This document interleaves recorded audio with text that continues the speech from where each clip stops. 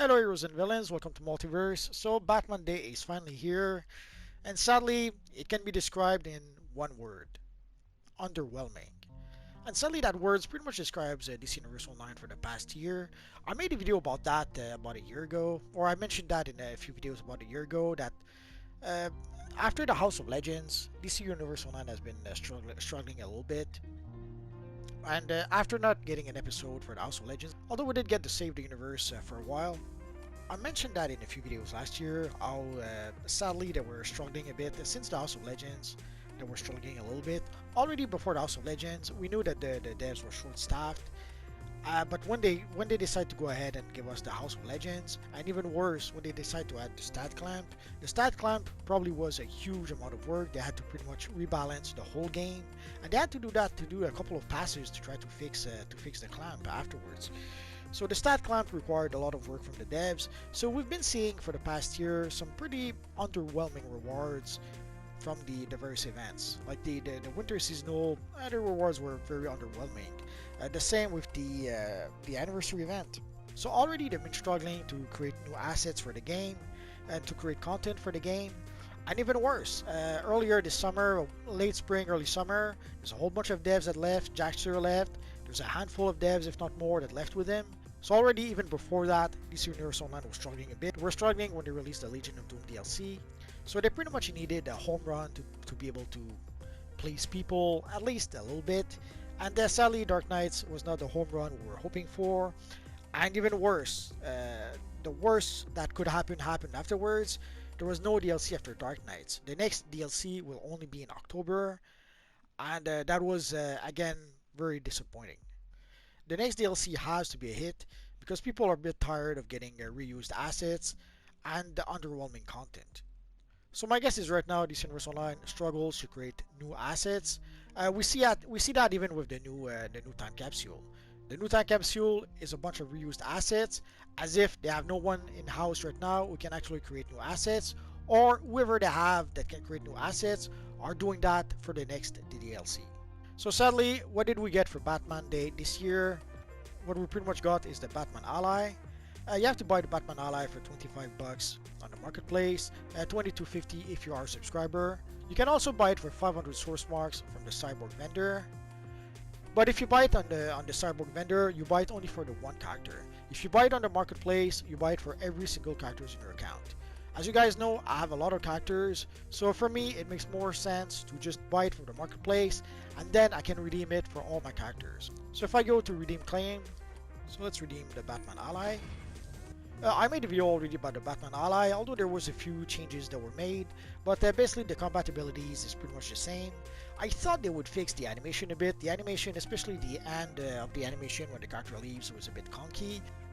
I mentioned as much in the test section of the forums, so I thought that maybe they would fix the animation a bit, but I guess not. The first passive ability, when you get into combat, you get some extra might and extra precision for 6 instances of damage dealt. But once you reach 100 on the combo counter, it refreshes it, and then you get your 10% might and 5% precisions again for 6 instances of damage dealt.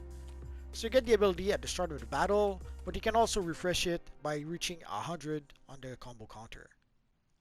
And the other passive abilities basically reveals investigations, briefings, and collections. It makes sense for the world's greatest detective to have this ability, but for a legendary ally that requires a lot of resources to upgrade to rank to maximum rank, it is a bit underwhelming. It's the kind of abilities we might have seen on a 5-star ally like maybe Ace the Bat Hound, but getting it on the legendary ally, it's a little bit underwhelming. So let us consume it, and let us equip it, and let us summon it.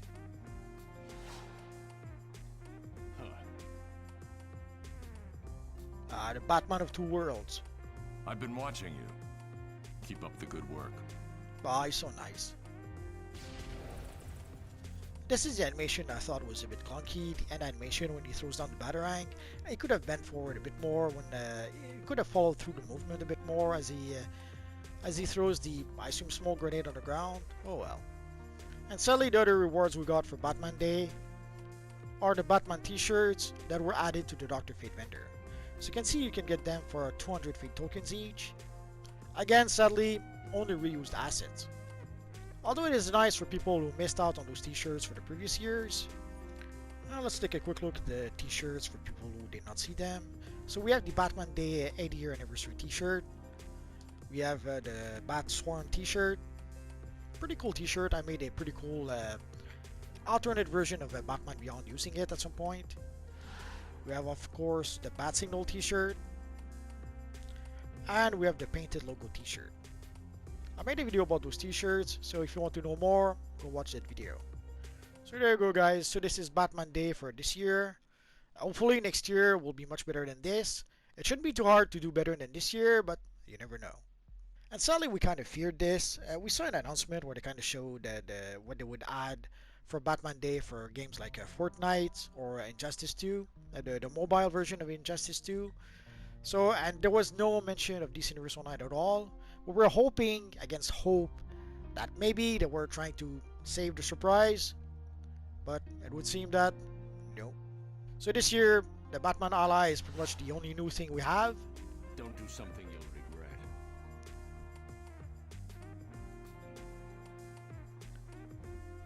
But again, if you missed out on the t-shirts the previous years, you are going to be able to get them on Dr. Fate, on the Dr. Fate vendor. Some of you guys were asking, is it only going to be available for a limited amount of time, or is it a permanent addition to the Dr. Fate vendor? At this point, I have no idea.